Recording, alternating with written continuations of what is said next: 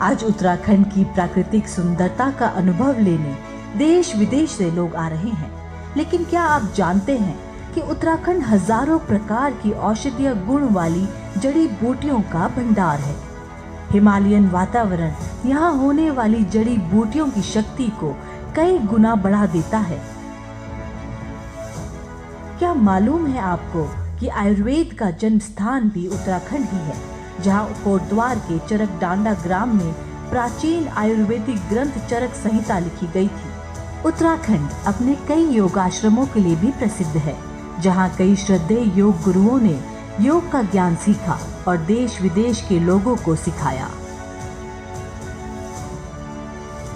दुनिया की सबसे प्राचीनतम चिकित्सा पद्धति आयुर्वेद तथा योग न केवल बीमारी को जड़ से समाप्त करती है, बल्कि इनके नियमों का पालन करने से व्यक्ति स्वास्थ्य रोग रहित जीवन जी सकता है। आयुर्वेदिक विशेषज्ञ मानते हैं कि वात, पित्त और कफ ये शरीर में पाए जाने वाले 3 दोषों को संतुलित करके स्वस्थ रखा जा सकता है। आयुर्वेद चिकित्सा पद्धतियाँ केवल औषधीय गुण रखने वाली वनस्पतियों और जड़ी बूटियों पर ही आधारित नहीं है, बल्कि आयुर्वेद का अभिन्न अंग पंचकर्म शरीर का शोधन कर बीमारी को जड़ से समाप्त करता है। जहाँ एक और पंचकर्म वमन उल्टी कराकर, विरेचन बार बार मोशन कराकर, नस्य नाक द्वारा औषधियों का प्रवेश करवाकर, बस्ती तेल, दूध, काढ़े आदि तरल द्रव्यों को गुदा मार्ग से प्रवेश कराकर, रक्त मोक्षण दूषित रक्त को शरीर से बाहर निकालकर शरीर को शुद्ध करता है। वहीं आयुर्वेद में शरीर के 107 बिंदुओं पर दबाव डालकर की जाने वाली औषध रहित चिकित्सा विधा मर्म चिकित्सा भी उपलब्ध है। यह भी भ्रम है कि आयुर्वेद देर से असर करता है। आयुर्वेद की वस्य चिकित्सा, नस्य चिकित्सा आदि कई रोगों में एलोपैथी की तरह ही तुरंत असरकारक होते हैं। दर्द आदि में तो अग्निक्रम और लीच थेरेपी आधुनिक दर्द निवारक गोलियों से भी अधिक कारगर है। आयुर्वेद न केवल सामान्य खांसी, जुकाम, बुखार, गैस, बदहजमी, एसिडिटी में लाभकारी है, बल्कि जहां आयुर्वेदिक पंचकर्म चिकित्सा गंभीर रोग जैसे अस्थमा, जैसे सांस के रोग, कोलाइटिस आदि, पाचन तंत्र के रोग, लकवा, स्लिप डिस्क आदि, नसों के रोग, सोराइसिस, एक्जिमा जैसे त्वचा रोग, गठिया, हाई यूरिक एसिड, मानसिक रोग, अनिद्रा, कोलेस्ट्रॉल वृद्धि, मेटाबॉलिक सिंड्रोम, नेत्र रोगों में लाभ करता है। तो वहीं मर्म चिकित्सा माइग्रेन, जोड़ों के दर्द, कमर दर्द, फ्रोजन शोल्डर आदि में तुरंत लाभ पहुंचाती है। आयुर्वेद दिनचर्या, ऋतुचर्या, प्राकृतिक परीक्षण आधारित खान-पान, कॉमन योगा प्रोटोकॉल का पालन करते हुए बच्चे, जवान और बूढ़े सभी रोग रहित स्वस्थ जीवन जी सकते हैं। आयुर्वेद के इसी गुणकारी स्वरूप के चलते हमारे प्रधानमंत्री नरेंद्र मोदी जी आयुर्वेद चिकित्सा को वेलनेस टूरिज्म का मजबूत स्तंभ मानकर समर्थन देने का संकल्प जता चुके हैं। तो वहीं प्रदेश का आयुष विभाग भी मुख्यमंत्री पुष्कर सिंह धामी के कुशल नेतृत्व में आयुर्वेदिक पद्धति को प्रदेश स्तर पर भरपूर बढ़ावा दे रहा है। यह कहना ठीक होगा कि हजारों साल पहले स्वस्थ शरीर की जिस सोच ने आयुर्वेद की खोज की थी, उस विचार ने विश्व को रोग रहित बनाने का आधार दे दिया है। पंचकर्म, योग, मर्म और जड़ी बूटियों का भंडार अब हर रोग से निपटने को आयुर्वेद है तैयार। Thank you very much for the video. We would like to welcome everyone to today's event on Healing in the Himalayas, AYUSH-Based Preventive Therapies, with a focus on Uttarakhand. Now, may I invite His Excellency, Mr. C.B. George, Ambassador of India to Japan, to give the opening remarks. 皆様、本日ご参加いただきまして誠にありがとうございます。これより、知日インド大使 C.B. ジョージ閣下より開会挨拶をいただきます。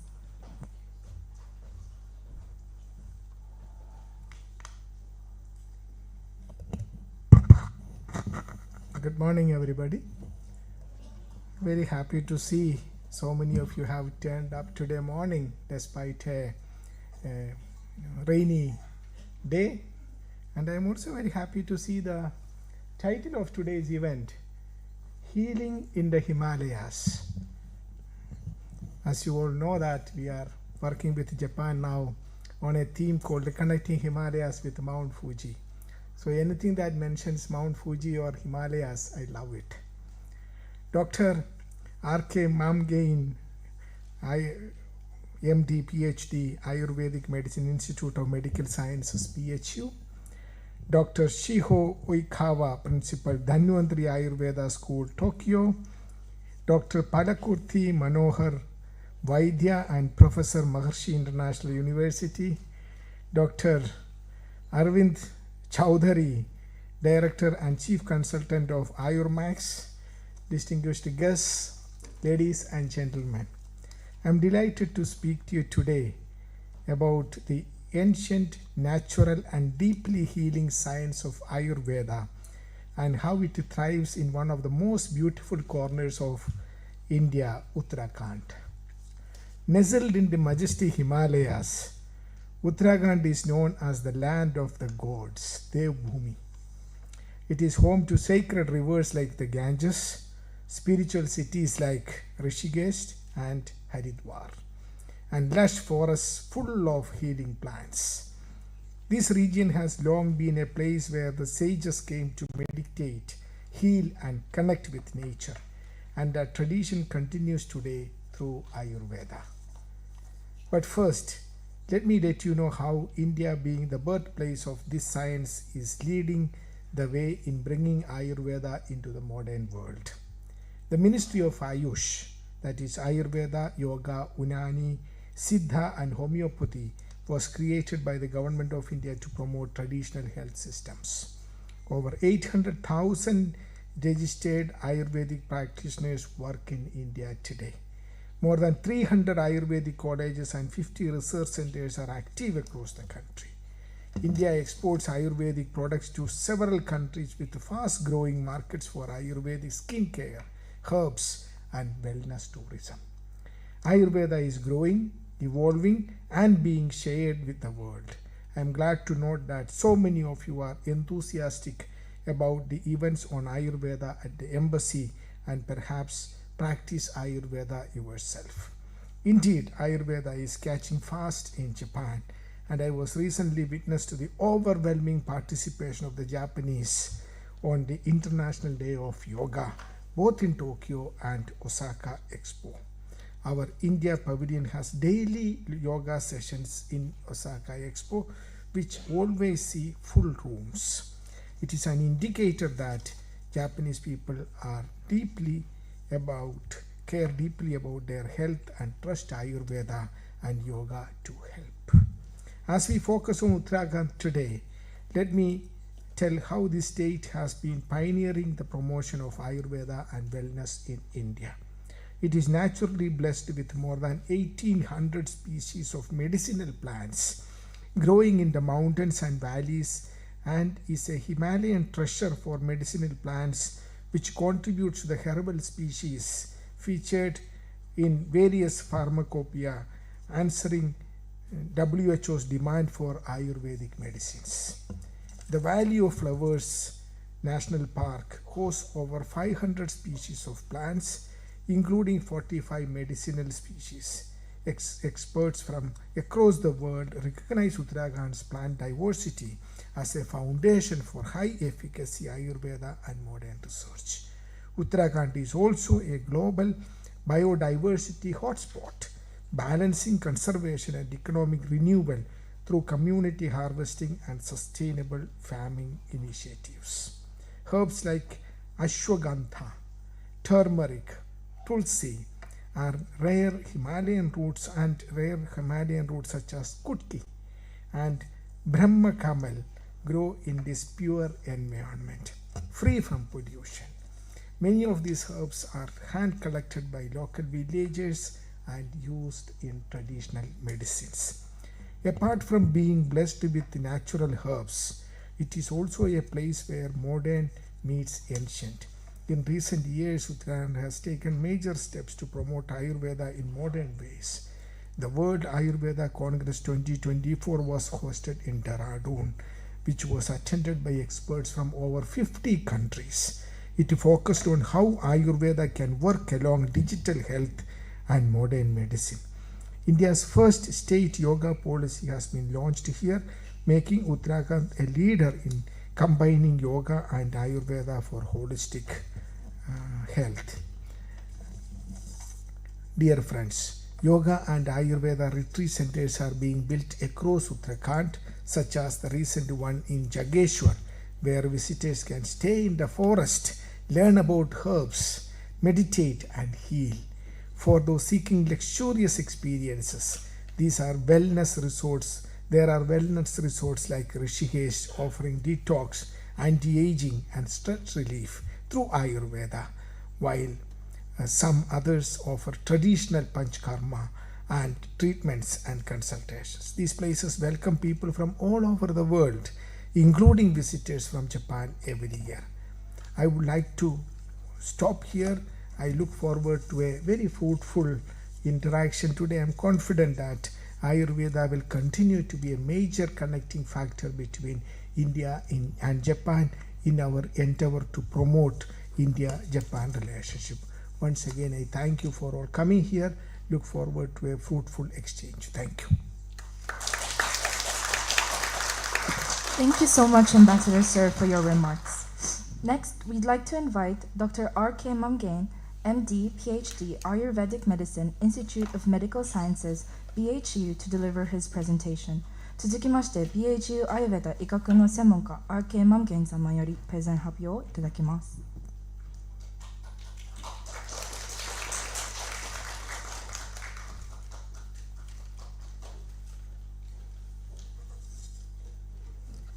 Good morning.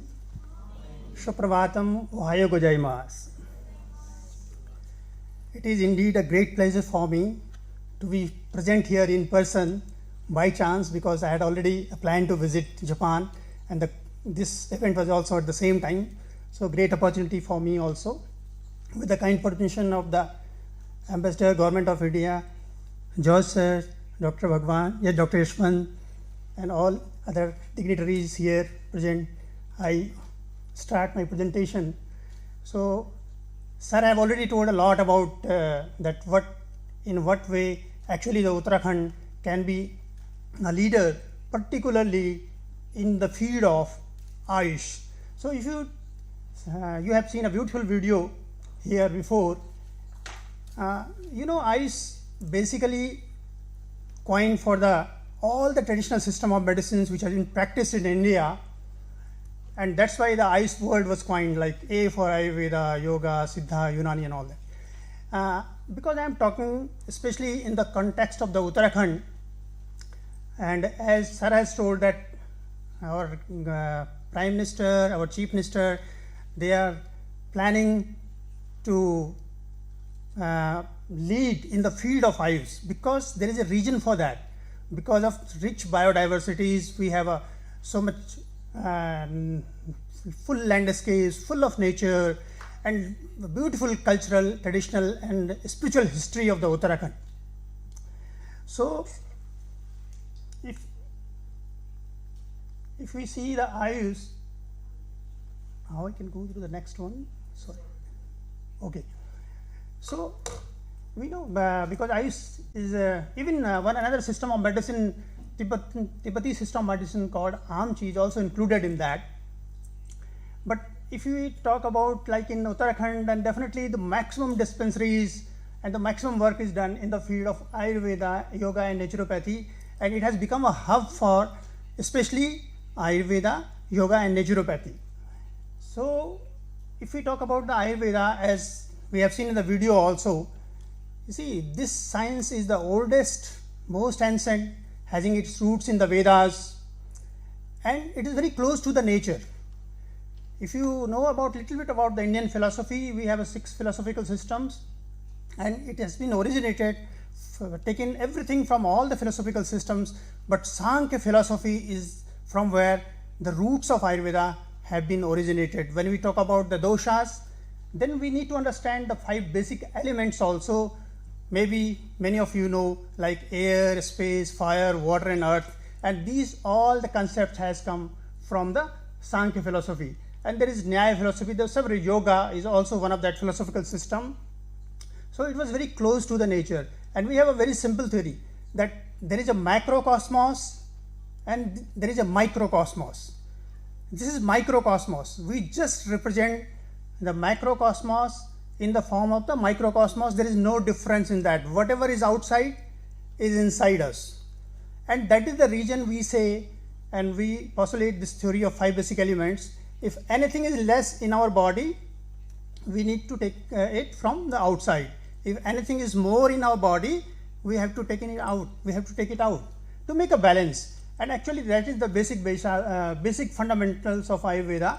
And on the basis of that, we have developed that concept of like Vata, Pitta, and Kapha.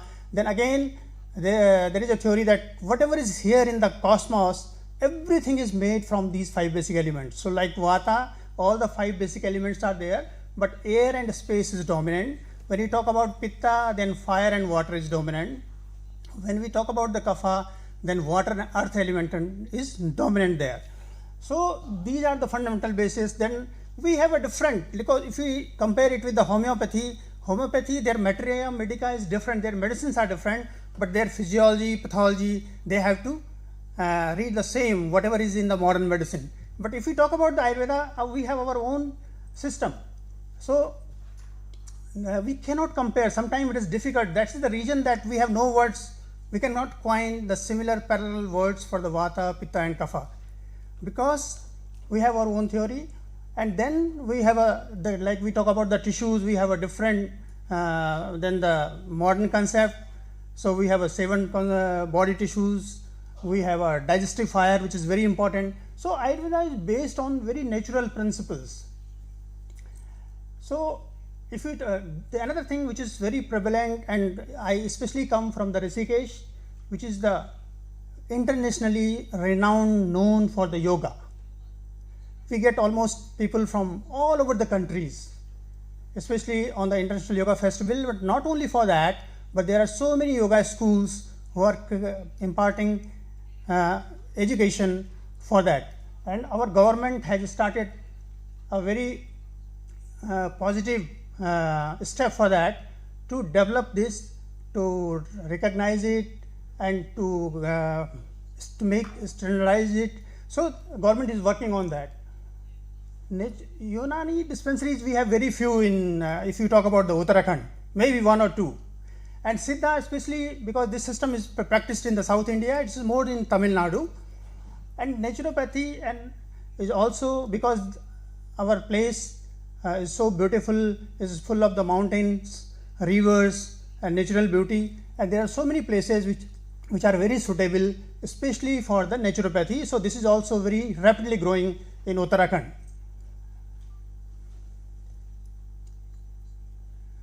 It is very important to understand that, as I said, we have a very different concept.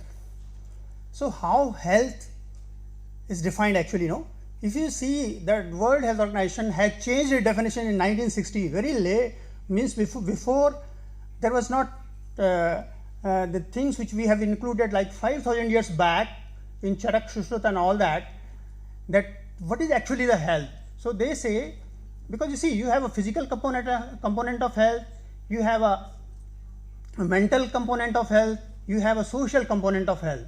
And if you see this definition, when we say like Sama Dosha, means what we are talking about, the Vat, Pitta and Kapha, they are balanced. It means something, we are relating it with the physical health. If you Samagnisha, I said you that like digestive fire, there is a lot of importance has been given to the digestive fire, and there is 8 branches of Ayurveda, and especially Kaya Chikitsa, which means the internal medicine. Kaya literally means the fire. So actually, if your digestive fire is good, so whatever the nutrients, whatever you are taking, and it is processed, getting absorbed, assimilated, finally goes into the system, will be the super quality, and your health will be maintained. So for that, what is responsible? The fire, and we have so many kinds of fire at the cellular level also. Your body tissues, the Shramadhatu, your body tissues should be in the optimum conditions, and excretory function should be normal. So if we talk about these 4 things, basically they are covering your physical health. Your doshas should be in the balance, your body tissues should be in the optimum conditions, your digestive fire should be very good, and your excretory function should be normal. It means if everything is happening like properly, then it means physically you are healthy. But it is not only the physical health which is important. So they especially added one another line, prashanatmindriya mana swastha iti vidhyate. So WHO also say, health is not simply the physical, mental, so we not the absence of disease only, you should be happy at the level of the mind also. And then they say that your soul, your senses, your mind should also feel happy. So then it is a complete definition of health, and this is very important concept. And that's why we say, the Ayurveda is very holistic in nature. Western medicine is very developed, evidence-based medicine, fully evolved, can deal with all sort of emergencies, acute conditions, and can take taking care of the major part of the health.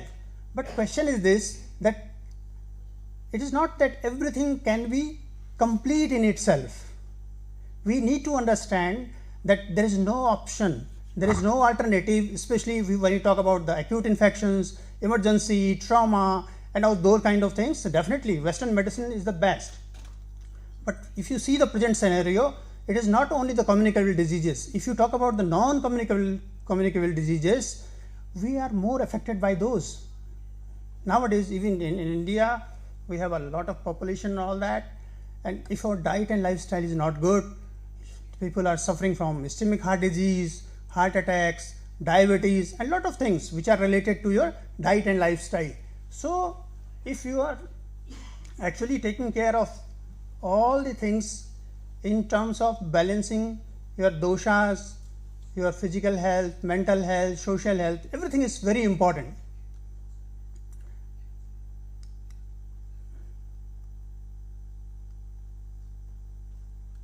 So actually, especially we are here talking more about the preventive therapies. So in Ayurveda we say swasthasya swasthya rakshanam aturasya vikara prashamnam cha. Actually, the first and foremost, the important aspect of Ayurveda is first to preserve and to maintain the health. Why to get chance to get sick? This is very important. But now what happened in the modern day, the lifestyle is very different. We are all very busy and we cannot do all those things, and we are forgetting all those things. That is not good. So for that, what can be the important things which we need to follow? Then the preventive health in Ayurveda, that's why it is given the prime importance. And first they said it is important first to preserve your health. And for that, what you have, very simpler things. When we talk about the daily routines like dincharya, this is very simple. Sometimes what happens, because of geographical variations and country to country also there are different kind of habits and all that.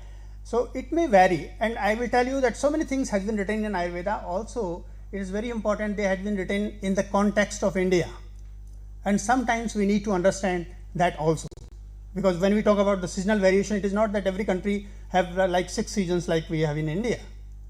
So when we talk about the dincharya, so the first thing, so when you should get up in the morning, so we used to say Brahma Muhurte, means at least 1.5 hours or something like that, at least 1 hour before the sunrise. But in Japan, it is too early if someone will get up like that.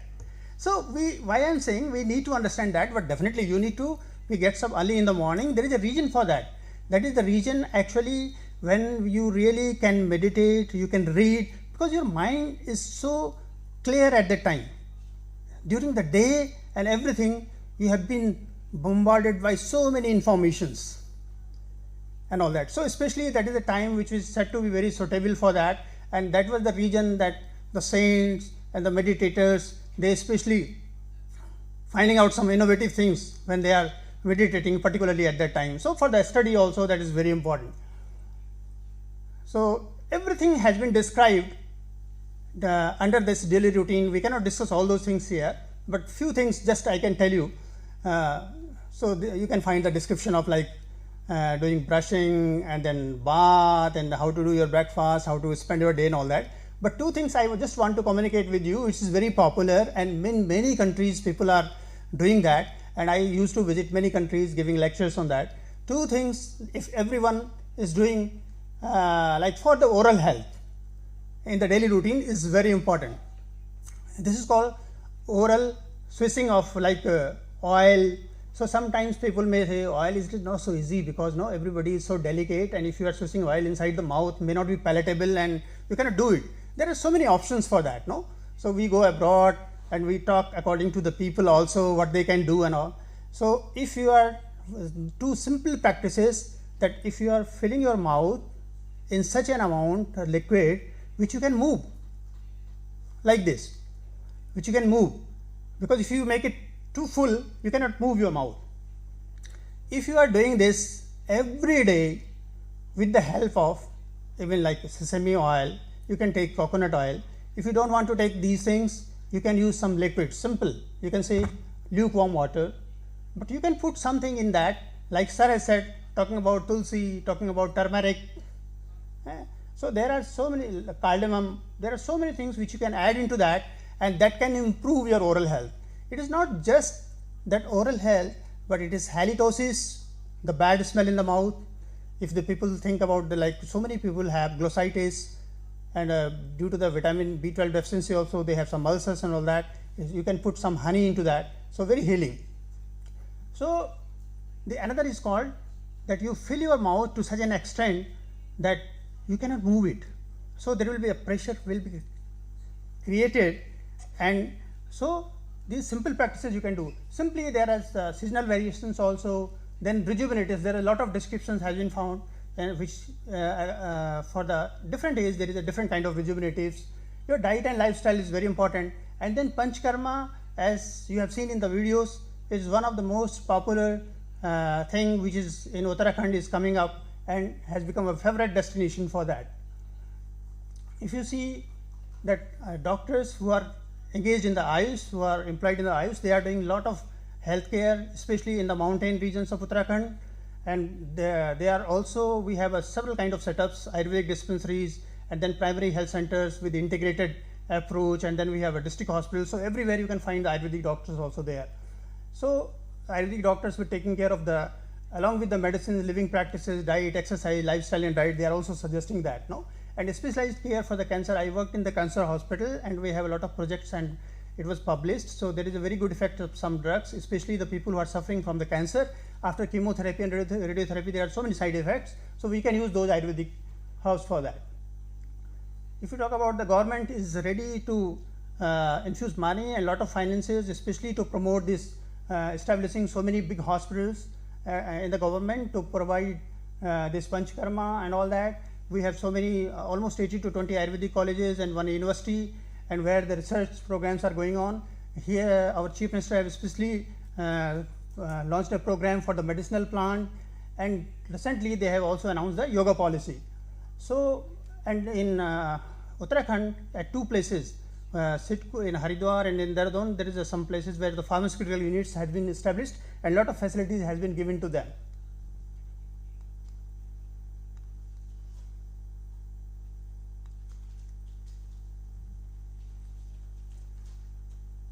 This is the latest yoga policy which has been announced by the, our Chief Minister, and a lot of budget has been given for that, and they are making a different directorate for the yoga and naturopathy, and they will also set up to validate, to register the yoga certification, all that. And as sir has already said, we are, Rishikesh is already an international hub for the yoga, but there are other places also they are developing it.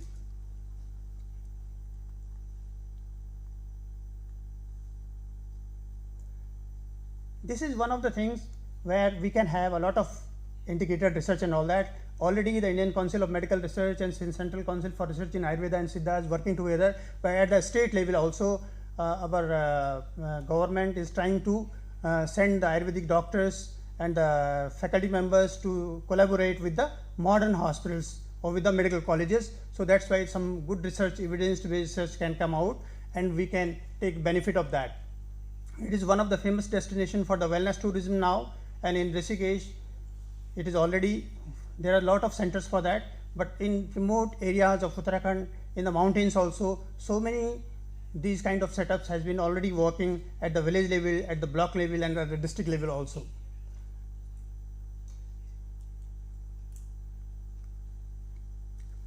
So there is a lot of scope and opportunity, particularly in Uttarakhand, especially for the Panchkarma yoga, because it is a very suitable place for that.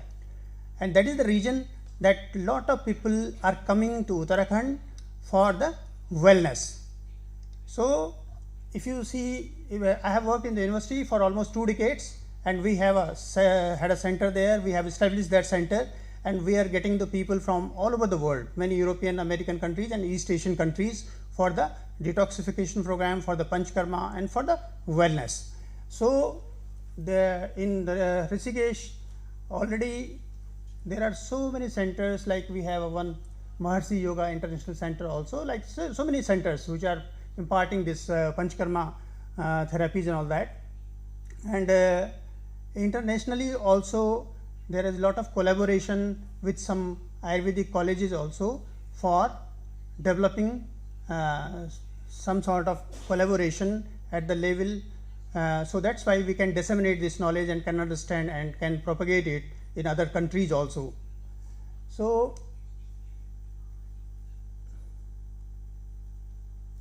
in our clinic also, we have been retired from the university now and doing our own practice. So we also do these kind of therapies, Panchkarma therapies, and people come from all over the world for that. Along with that, counseling is very important. It is not only that, I think that in the West and the people, they are more interested to listen about that what is their constitution, temperament, and what should be their diet and lifestyle. That's why they will can prevent the sickness. And along with that, we formulate some our own preparations also, because it is very important the quality of medicine which you are giving to the patients. So that should be a very good quality. So we have our own formulations also, and regular sessions of yoga is also given to the patients, because this is also very important. So I finish my talk here. Thank you. Thank you very much, sir, for your presentation. Next, we'd like to invite Dr. Shiho Oikawa, principal at Danvantari Ayurveda School, Mitaka, Tokyo, to deliver her presentation. And we kindly request the speakers to maintain the 10-minute time allotment. 続きまして、Danvantari Ayurveda School 校長、及川志保様よりプレゼン発表をいただきます。登壇者の皆様はお時間減少お願いいたします。及川です。よろしくお願いします。私はICCR の奨学金を得て、大学はジャムナガールというところのインドの大学でアーユルベーダ医になった後で、2015年からはアーユシュ省がやっている奨学金のシステムを経て、3年間今度は MD でパンチャカルマというアーユルベーダの治療法を専門に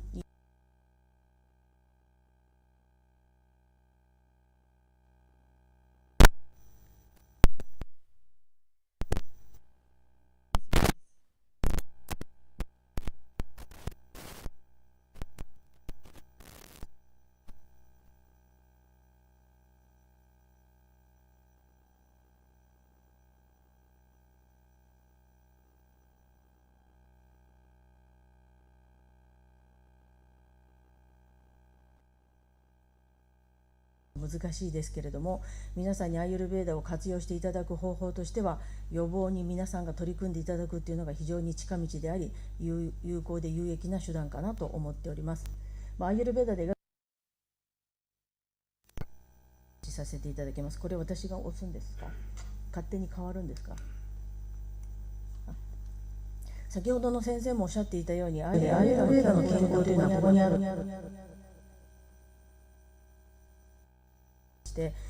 健康を目指すと一言で言っても、何をもってして健康とするのか、どの状態を健康と定義づけることができるのかというのがこのスローカでありまして、アーユルベーダの先生たちはみんなこれを目指して治療をするというわけなんですけど、一つは何かの病気を治療したら別の病気になってしまうと、それは健康になったとは言えないんですね。何かの治療をしたら今度別の科から科に転移しただけで病気が治ったわけではないかもしれませんので、そういう意味ではここに先ほどの先生もおっしゃっていましたけれども、日本語にただ翻訳すると、こういうふうに書いてあるんですけれども、次お願いします。はい。アーユルヴェーダが目指している健やかさっていうのをスローカからちょっと出て、一体どういうことが書いてあるのかっていうのをポイントにしてみましたけど、生理機能とか消化代謝機能、これが先ほど先生もおっしゃってたようにアグニといって、食べたものが自分になる力ということなんですが、食べたものが自分にならなければですね、これが発熱とかリウマチとかさまざまな病気の原因になっているというふうに考えます。丈夫な体というものがあれば、みんなで一緒にインドに行っても病気になる人もいればならない人もいるように、原因が同じでもなるかならないかは丈夫な体を持っているかどうかということで、これも健康の定義に重要です。あとは定期的な排泄、これは食べるものばかり気にしているかもしれませんけど、食べたものが出ていくかどうかということも同様に非常に重要でして、いいものばっかり食べても1週間便が出ないようでは、それはいいものも悪いものになったし、悪いものを食べたとしてもしょっちゅう出てるんであれば、それほど体に悪い影響はないというふうに考えます。これが体の状況ということなんですけれども、精神的な状況もこの健康には非常に欠かせない要素でして、情緒的に落ち着いている、あんまりにも興奮したりすごい悲しみに暮れたりすることがない、また日々、満足している、これ以上望んでもいいけど望まなくてもいいし、いい線いってるかな、そういう感情があるっていうのも幸せというか健康、健やかさに重要だと。これらが揃っている状態を、アーユルヴェーダは健康というふうに定義づけているというわけです。次お願いします。これを勝手に色分けしてみますと、このオレンジっぽいところが身体の機能でして、緑のところは精神の、状態を指すので、これはいくら病院で健康なオレンジの状態を維持してもですね、緑の状態はやってくる病院で治すことでもないですし、逆に言うとご病気の方でもこの緑の状態を持っている方もいらっしゃるわけですから、これ両方揃ってアーユルヴェーダが目指す健康という意味では非常にレベルの高い健康をアーユルヴェーダが目指しているということが言えるのではないでしょうか。次お願いします。ということで、アーユルヴェーダの目指す真の健康とは、心身ともに健康で健全な状態、健全な状態というのは良くないものを呼び込むようなそういう行いとか思考とか邪悪な思考とか、そういうことが浮いてこないっていうのも健康の定義として重要だというわけです。はい、お願いします。では、予防と生活習慣病への総合アプローチとして、このテーマを考えた時にですね、アーユルヴェーダをそのまま日本に持ってきて、日本でインドのアーユルヴェーダをそのままやるというのは非常に難しいというのは、私はこの13年間日本でアーユルヴェーダをやっていて感じているところですが、逆にインドであまり実践されていないようなアーユルヴェーダを日本の皆さんがすごく喜んで、インド以上に実践されていることはいくつかあります。例えば白湯を飲むとか、タングスクレーパーっていって、こういうヘラで下を削ぐとか、それはインドの人も日本の人もアーユルヴェーダにはまるとやり始めることではありますけれども、そういう意味では日本にはアーユルヴェーダっていう名前じゃないけど養生訓ありましたので、その中のようにできているようなことは皆さんの中でも、日本人の人はほっといても勝手に健康になろうとする人が非常に多いと思いますので、養生訓の中にも睡眠とか心の捉え方とか、そういうことがいろいろ出ているし、またアーユルヴェーダにおいては予防医学でも、これは治療医学でも重要なんですけど、一日をどのように過ごすかというのを一つ一つ細かく説明がありまして、これは健康な人が健康を維持するためにも、病気の人が病気から早く回復するためにも非常に有効な手段です。また現代医学も生活習慣病の予防のためのガイドラインというのがありますので、これらを掛け合わせたらなんだか素敵な日本の予防医学ができるんじゃないかというふうに思った次第です。共通点は早く見つけて、しかも誰かに頼らないで自分でやる、しかも思いついて今日やって明日からやめたとかじゃなくて、毎日できたらやると、これがキーワードなのかなと思いました。次お願いします。それで貝原益健さんという方がこの養生訓っていうのをもうこんな昔から言ってるわけですから、この方の内容をいろいろ読むと、アーユルヴェーダのことを知ってたのかな。何でも私はアーユルヴェーダから立っちゃってるから、何でもアーユルヴェーダに寄せちゃうのが悪い癖かもしれませんけれども、アーユルヴェーダのことをちょっと知ってて言ってらっしゃるのかなというふうに思うような共通点がたくさんあります。はい、次お願いします。他の方が書いた飲食養生館というこのポスターはですね、食養生館、食生活の乱れが深刻な病気を引き起こすことを強調し、食べ過ぎや飲み過ぎを注意するという図案なんですけれども、これが非常に人生を謳歌している雰囲気がすごく出ていて、でも謳歌して自分が楽しくやってるんだけど、体の中ではさまざまな部署の者たちが大変忙しく入ってきた酒なり食べ物なりを代謝吸収しなきゃいけないアグニというか消化吸収の図というふうにも取れると思います。次お願いします。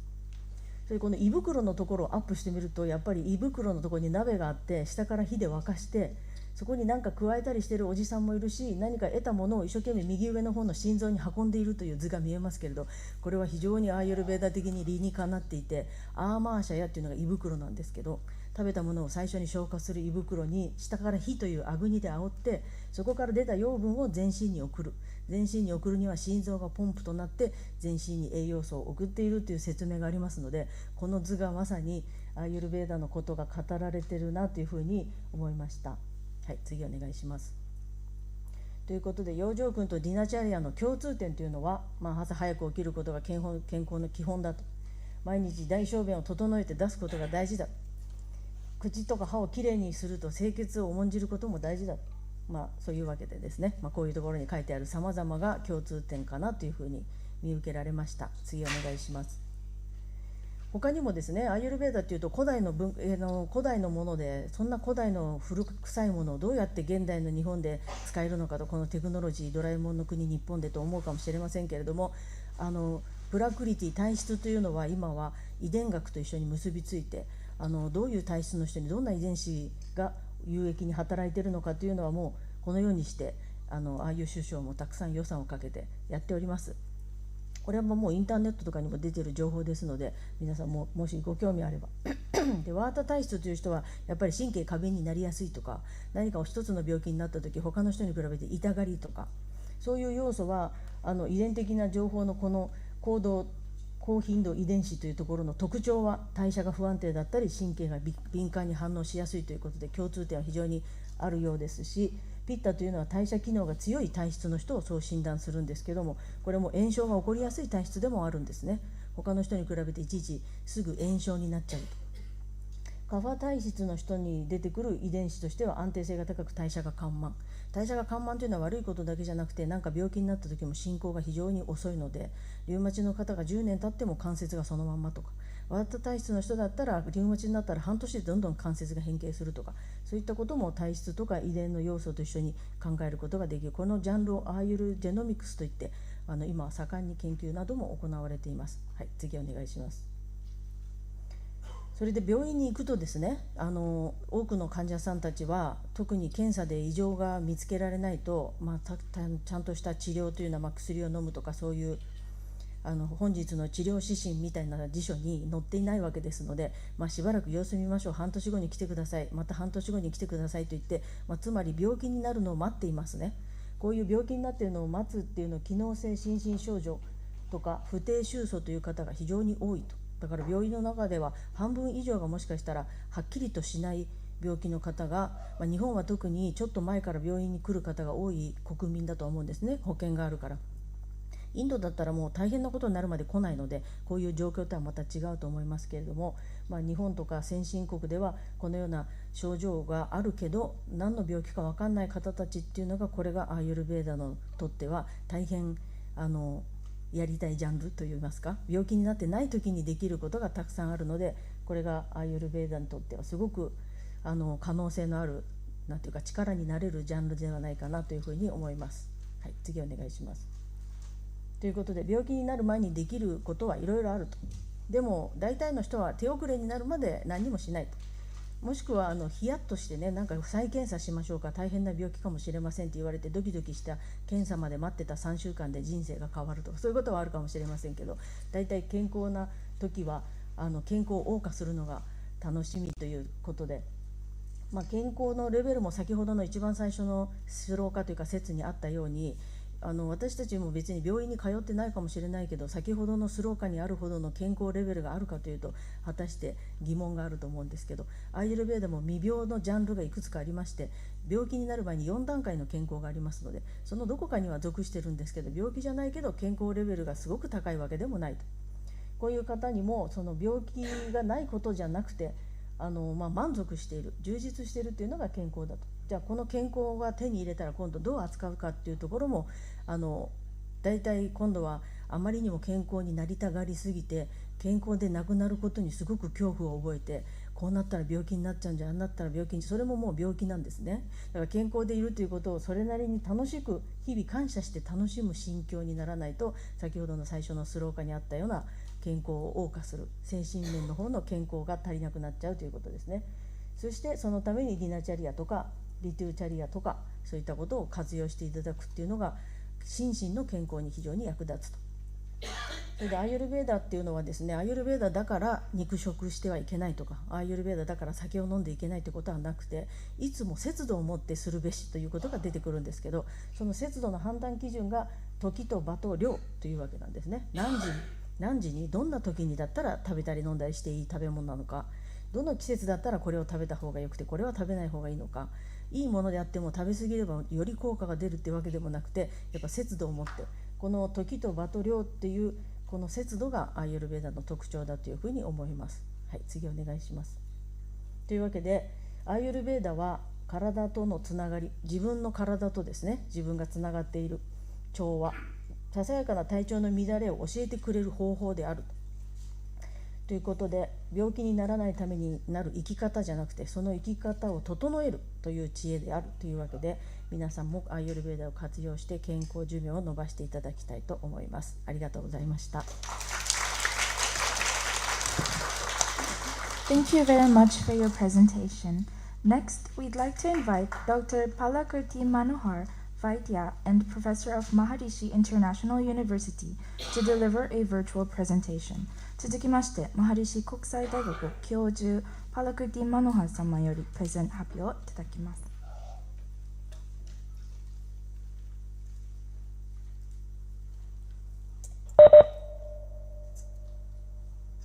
Yes, thank you everyone, thank you all attendees. My great gratitudes to the Prime Minister of India, Sri Narendra Modi ji, and his expanded vision and also openness for the integrative approach, especially AYUSH and all the different departments within the AYUSH. And also my gratitude to the Japan Prime Minister allowing us to speak about Ayurveda in Japan, and also my gratitudes to His Excellency Sri George sir, and also all the employees or dignitaries in the embassy. And it's a great opportunity for me to speak a little bit about Ayurveda within this 10 minutes. I will try my best. Sadasiva Samarambham Sankaracharya Madhyam Asmadacharya Paryantam Vande Guru Parampara. So the whole Ayurveda descended from the tradition of Vedic masters, and now it is still very much alive and very much popularizing even in these modern times, because it is ancient. Anything that which is ancient is always new. Puran, Puravatinava, Puran. So that's the number one point I want to bring. And slide. Next one. Yes, the most important principle in Ayurveda. Ayurveda. Ayu means life, Veda means knowledge. Ayurveda means knowledge of life. The knowledge of life is the most important concept. Then where is the knowledge?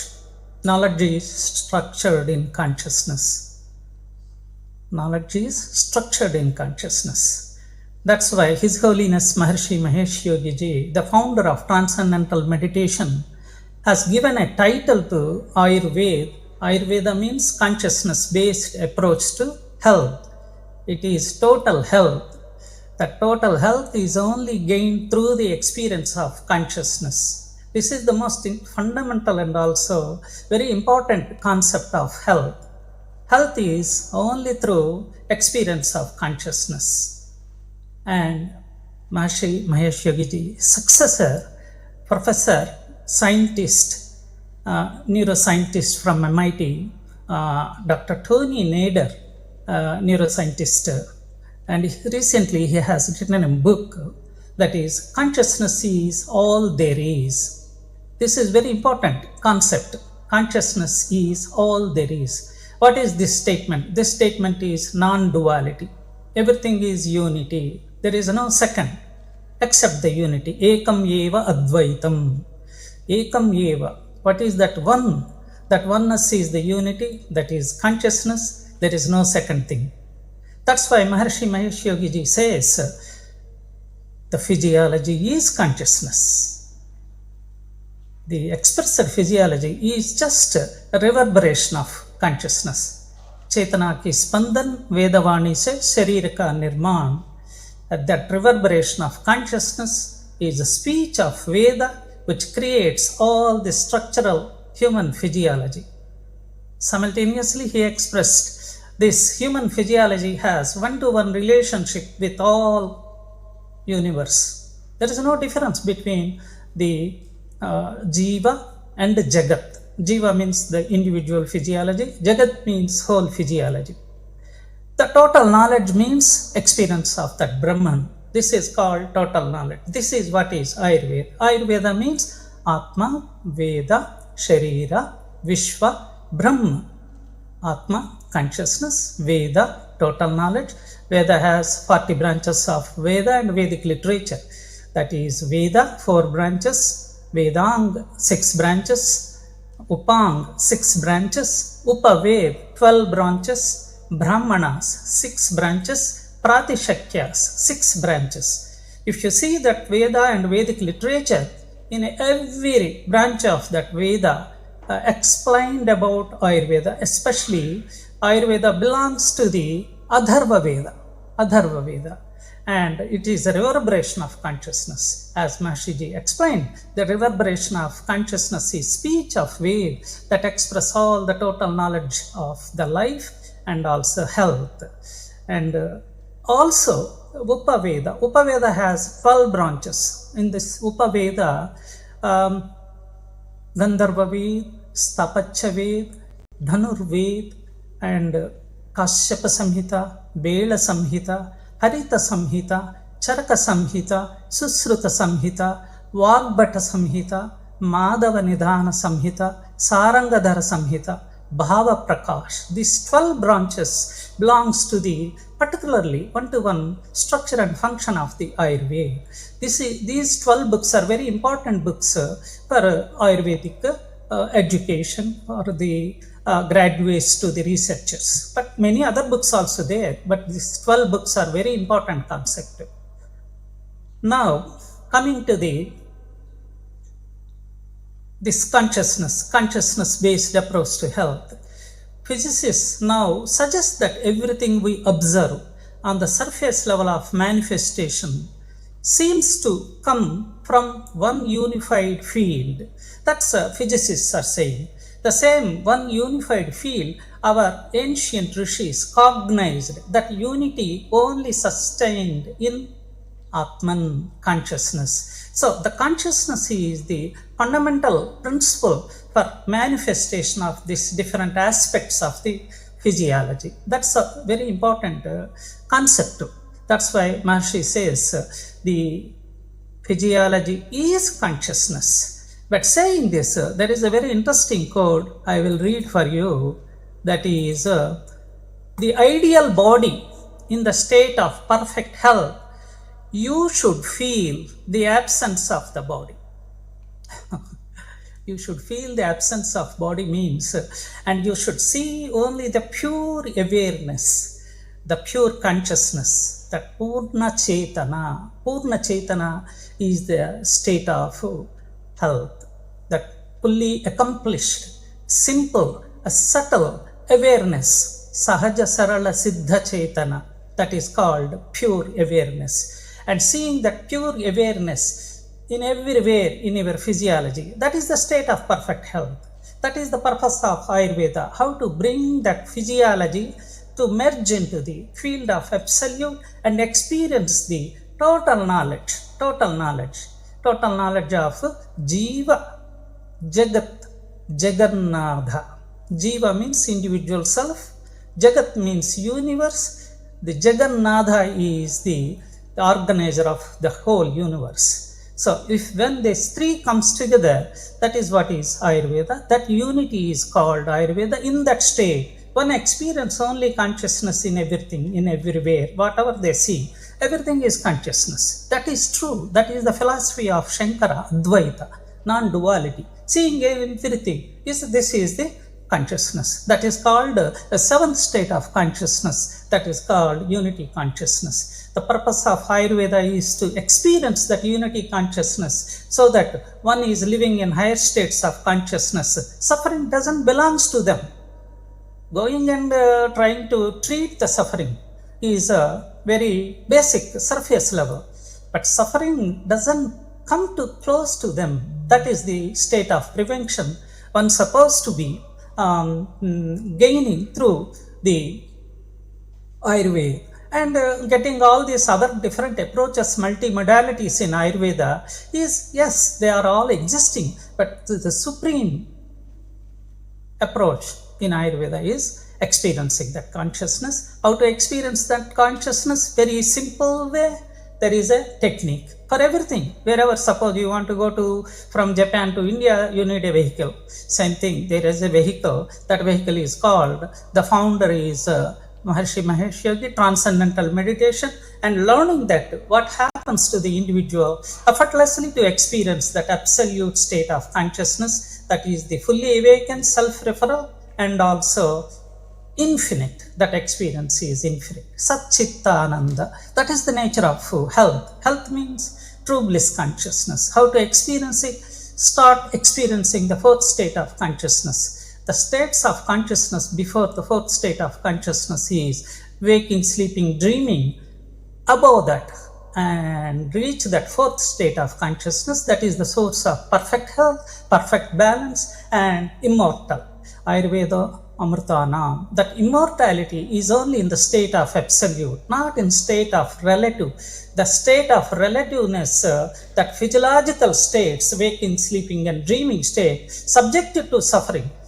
So one should go beyond that three states and experience that fourth state, and moving towards the higher states of consciousness is the nature of health. That is what is everyone should be thriving for it. How to experience that fourth state of consciousness. From there, how to enter into the higher states of consciousness, cosmic consciousness, God consciousness, and unity consciousness. These are the higher states of consciousness. In this state of living is the state of perfection, the state of enlightenment, the state of absoluteness, the state of zero suffering. This is the purpose of Ayurveda.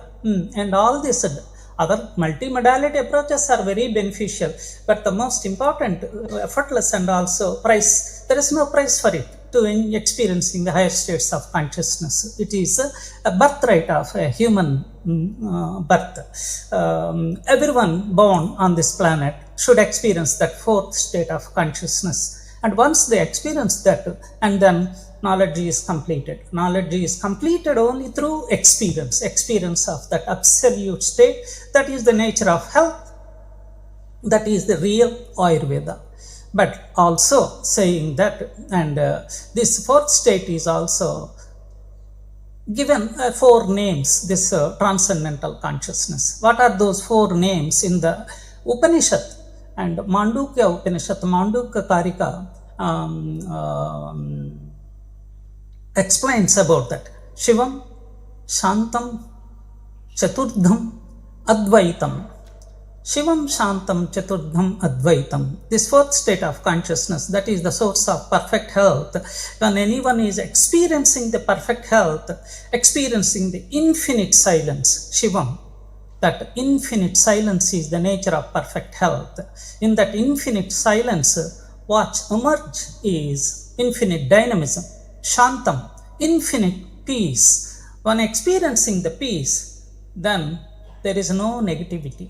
And tat sannidhau vairatyagaha, in the vicinity of the coherence, there is no animosity is entertained. That's the most important concept of health, because the body is associated with different types of structures and functions. Everything is completely different from the other thing, but they all function together collectively. That conscious, through that consciousness, the individual consciousness, they all work together and then create that perfect balance. So that's why the peace is the most important concept in this experiencing of the fourth state consciousness. Third one is, third synonym for the fourth state of consciousness is Shivam Shantam Advaitam. This is the whole philosophy of Ayurveda.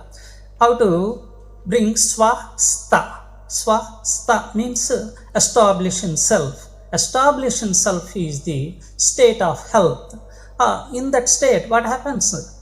Non-dual. There is no duality. Who is establishing? Your own health. Your own awareness is experiencing yourself. So there is a unity that is called self-referral state. In Patanjali Yoga Sutras, tada drashtuhu swarupe avasthanam. Tada drashtuhu, in his awareness, he experiences his own nature. That is what is health. It's a very important concept in the health. Fourth one, Shivam Shantam Advaitam. And then fourth is Chaturdham. This is the fourth state of consciousness. It is like Setun Sthar. That means it's like a bridge to the lower states of consciousness, to the higher states of consciousness. It is meant for it. The human life is meant for it. Just living in higher states of consciousness. And then what happens to the individual? Ability to do anything spontaneously, effortlessly, ability to do anything spontaneously, accomplish anything without any friction. This is the nature of supposed to be life. In that life, expansion of happiness only experienced. There is nothing other than happiness is not experienced. That's why Ayurveda principle, the principle of Ayurveda is swasta. Swasta is the state of Ananda. Ananda is the nature of health. Ananda deva kalvimani bhutani jayante anandena jatani jivantihi ananda prayantihi abhisamvishantihi. From bliss, everything arrives. In bliss, everything, towards bliss, everything moves, and in bliss, everything merges. That's what is the nature of health. If any healthy person is living, that means he is living in the state of bliss. That is the state of higher states of consciousness and the state of unity consciousness. That's the purpose of Ayurveda, purpose of human life, purpose of birthright of any human being, to experience that infinite bliss, all-time bliss in his awareness. This is what is, perfect health. And next slide. Uttarakhand, yes.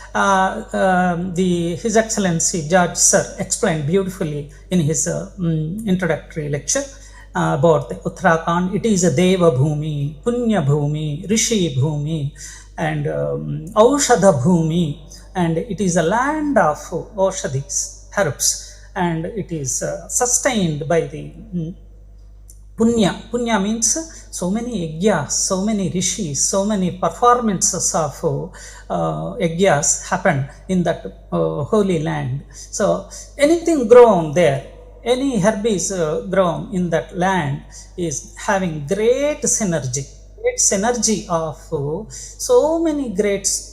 So visited that Uttarakhand, even Rama has visited. In Mahabharata, all the Pandavas visited that place, all the rishis are there, and all the forests filled with rishis. Such a great place, Uttarakhand. It is the source of great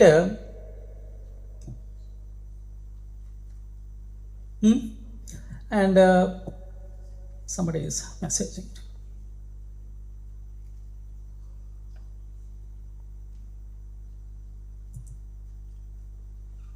Yeah.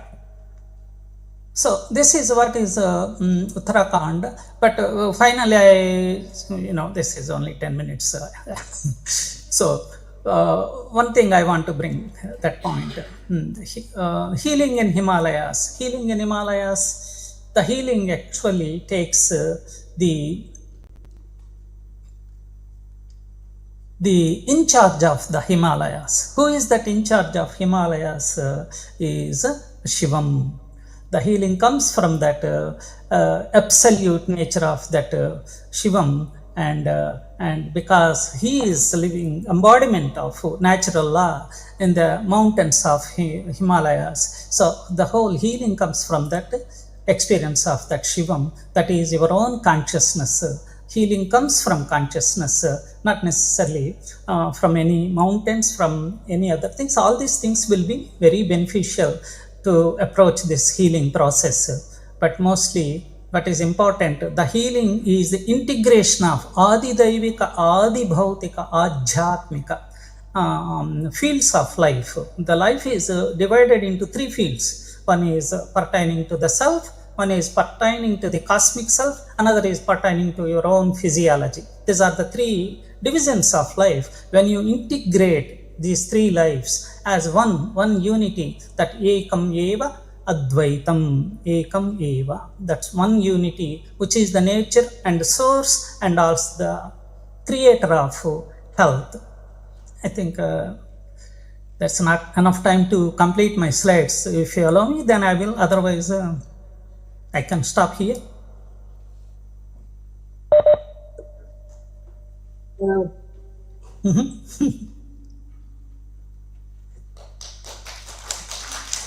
Thank you. Thank you so much, sir, for your presentation. Yeah. Next, we'd like to invite Dr. Arvind Chaudhary, MD, FAGA Director and Chief Consultant, to deliver a virtual presentation. And we kindly ask the speakers to maintain the 10-minute time allotment. 続きまして FAGE ディレクターチーフコンサルタントのアルヴィン・チョーディ様よりオンラインでプレゼン発表をいただきます。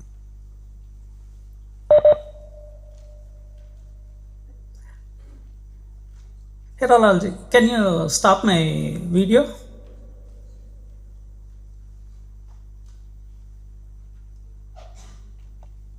That's I'm trying, but stop video. Yeah.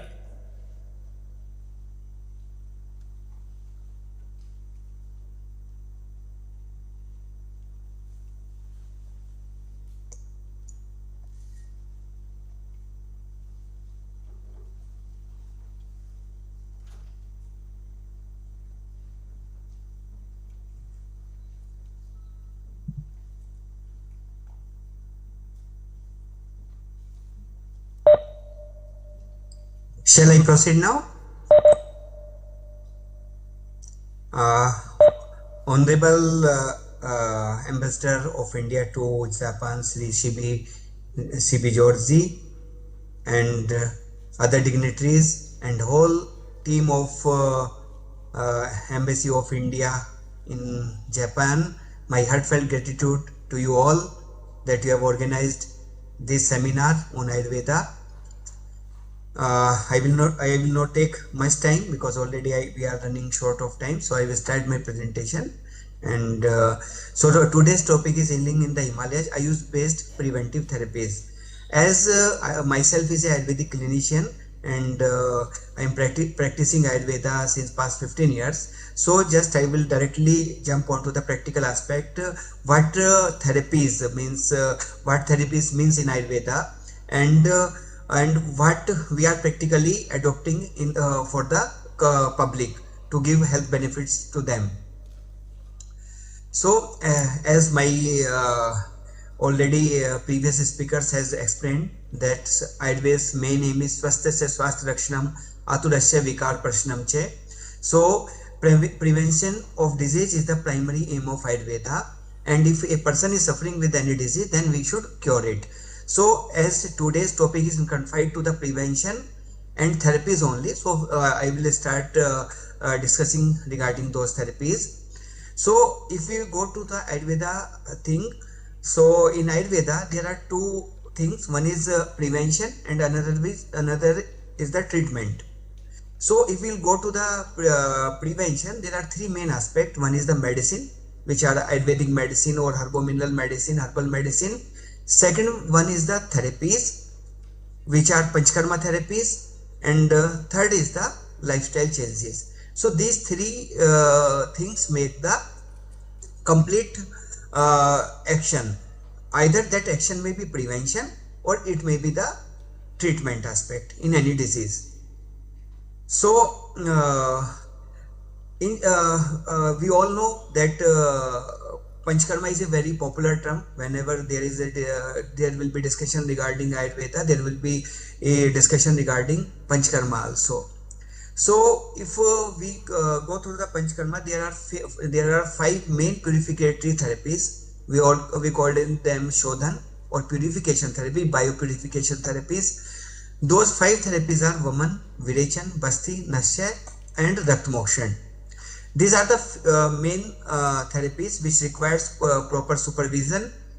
Either we are doing for the prevention purpose only, and we have to well plan those every therapy, and we have to administer in the patient.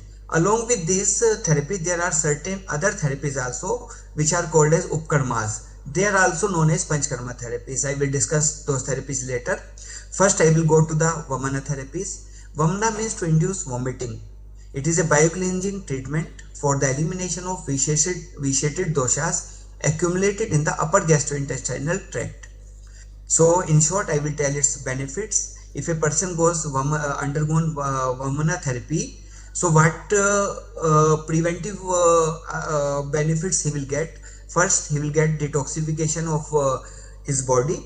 Although every therapy is having detoxifying process in different form. Another one is enhanced digestion and improved digestion. Respiratory supports. Person's respiratory health will improve. Vamana is mainly, as we know, Ayurveda is mainly cleansing of vitiated doshas, Vata, Pitta and Kapha. So whenever there is a Kapha dosha will be vitiated, then we administer this and person will get rid of vitiated Kapha dosha. It improves skin health and chronic skin conditions. It enhances immunity. It aids in weight management and improves cognition. Next is Virechana. Virechana is the procedure by which the vitiated doshas are eliminated through the anal route. It is the treatment of choice for Pitta dominant disorders. The benefits are, again, there will be detoxification of the body, means anything which is all the toxins will be cleansed out through the lower GI tract through anus. Second will be the improved digestion. Then it also improves the skin health. It improves the metabolism. It improves the liver function. It improves the mental clarity, boosts immunity, and overall it improves the longevity.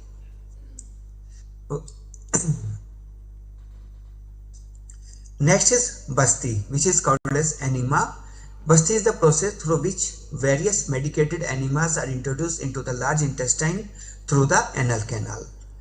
So if we see preventive aspect of the Basti, although Basti is a very good treatment which we adopt in the many complicated diseases like paralysis, GB syndrome, so many neurological disorders, spinal disorders, but as we are today, we are confined to the preventive aspect only. So if a person undergone Basti treatment, again there will be the detoxification of the body, or we can say biocleansing of the body.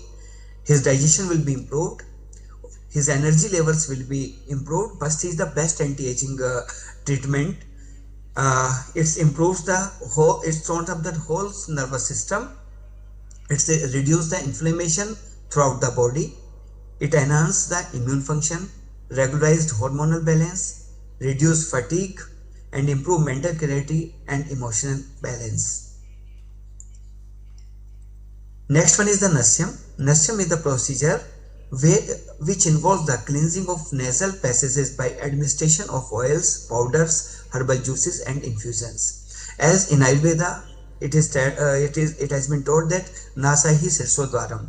Nasal nostrils are the gateway to enter our brain or our siras or head. So any treatment which we have to administer to our nervous system as well as our panchendriya. So it is Nasya is the best modality for those treatments. If we see preventive aspect of Nasya, there is it clears the nasal passages and sinuses, improves respiratory function, alleviates sinus congestion and headaches, enhances mental clarity, memory and concentration. It supports the eye health, health of eyes, ears and throat, strengthens the immune system, promotes overall well-being and vitality. Next is bloodletting. Rakt mokshan is the process of letting out of impurified blood. You can see here that leeches, these are the medicated leeches which takes out the impurified blood. There are different methods of bloodletting. One of the leeches, another one is the venipuncture, and there are 3-4 other methods also through which we take the impurified blood out of the body. It detoxifies the blood by removing toxins, improves circulation. It gives instant pain relief, alleviates skin disorders, arthritis and chronic ailments. It is complementary therapy alongside modern medicine, like it is very effective in non-healing ulcers or wounds which doesn't get healed. So we do leech therapy in such patients also, but we will not go to that therapeutic aspect. Just for the mild explanation, I have mentioned this. Personalized to target specific areas or conditions. There are certain upkarmas which are not the 5 main procedures of the panchkarma, but they are also considered in general language panchkarma therapies. Number 1 is the abhyangam. Abhyangam is the oil massage all over the body in a gentle way. So what it does, if we apply medicated oil over the body, then it nourishes the entire body, decreases the effect of aging, improves muscle tone, lubricates the joints, improves circulation, strengthens the nervous system, improves the quality of skin, and improves quality of sleep. Next is Udvartana. It is a dry powder massage with dry herbal powder. There will be the massage given to the person in the upward direction. And benefits of Udvartanas: it improves the blood circulation, it reduces the excessive fat and cellulite, it tones the muscles and enhances skin texture, it promotes the detoxification, it invigorates the body and increases the energy levels, prevents obesity and certain skin disorders. Udvartan is very good treatment. Next is Shirodhara, very popular everywhere where there will be Ayurveda. We will find this kind of pictures. Shirodhara involves pouring medicated oils or some other liquids on the forehead. It induces a psychosomatic balance, promotes relaxation and reduces stress. It improves the sleep quality, enhances mental clarity and concentration. It prevents headaches and migraines, which are very common nowadays. Nourishes hair and scalp. So we can get rid of so many scalp and hair problems if we take Shirodhara regularly. Then there is one more treatment. This is the Sashtikshali Pind Swedam. It is a highly effective Ayurvedic treatment which involves the use of a special of medicated rice, which is called as Sashtikshali, combined with medicinal herbs and processed milk, which provides deep nourishment to the body's muscles, bones and soft tissues. Its benefits are improved muscle strength, improves blood circulation, improves the texture, complexion and softens the skin. It provides relaxation, enhances joints flexibility, and it is very rejuvenating treatment. Next is Patrapind Sweda. It is also one of the highly effective therapy where the leaves of the specific herbs are heated, fried along with the oils, medicated oils, and tied into a boluses, and we do gentle massage with these boluses. It strengthens and rejuvenates the tissues. So these are the some therapies. Another one is a Janubasti. It is also very good treatment for the knee joint health. In this procedure, where warm medicated oil is poured and pulled for a selective period around the knees. It relieves the pain, inflammation, natural vasodilator, helps in muscle spasms and sore muscles and arthritis, and its overall tone up the complete knee joint. This is one more therapy which we do for the prevention for the eye health. This process, this is called as Netra Tarpana. Netra means eye, Tarpana means nourishment. This procedure involves pouring and pulling of medicated ghee onto the eyes for a certain duration. Netra Tarpana is becoming very much popular nowadays, because so many employees which are working on the screens for long time, they are getting dry eye and decreased vision early in their life, and students also nowadays, due to so many bad habits, increased use of mobile phone and other things. So it's benefits of Netra Tarpanas. It improves the vision, reduces eye irritation and itching, strengthens the eye muscles, and reduces the eye strain. This is the one more procedure, this which is called as Kati Basti. Kati means the low back, and Basti means pouring of the oil over the lower spine. It tones up the spinal muscles and ligaments, and strengthens the neuromuscular system. So these are the some therapies which I briefly mentioned, because due to lack of time, and I didn't went to their more explanation. So these are the therapies as I am practicing in Uttarakhand past 15 years, running a multi-specialty Ayurveda hospital, and we get the patient for therapeutic for disease also, and nowadays in Uttarakhand and other parts of India also, people are aware that we must take the preventive therapies, that we should avoid the diseases, and to avoid the diseases, these therapies are very, very helpful. So I think I will not take more time, and thank you everyone for patience listening, and thank you all Embassy of India team and Honorable Ambassador to Japan. Thank you very much for giving me this opportunity to present my thoughts. Thank you very much. Thank you so much, sir, for your presentation. We will now conclude today's event on Healing in the Himalayas, AYUSH-based preventive therapies focused on Uttarakhand. We would like to thank all the speakers and participants for their valuable time. There will be a networking session and light refreshments just outside of the auditorium. We kindly invite everyone to please join us. If you have used simultaneous interpretation receivers, kindly make sure to return them to the reception desk. 本日のイベントはこれにて終了とさせていただきます。ご登壇者、ご参加者の皆様に心より感謝を申し上げます。この後は会場外にて軽食付きのネットワーキングレセプションを開催いたします。皆様ぜひご参加ください。同時通訳レシーバーをご利用の方は受付にご翻訳をお願いいたします。ありがとうございました。Thank you so much.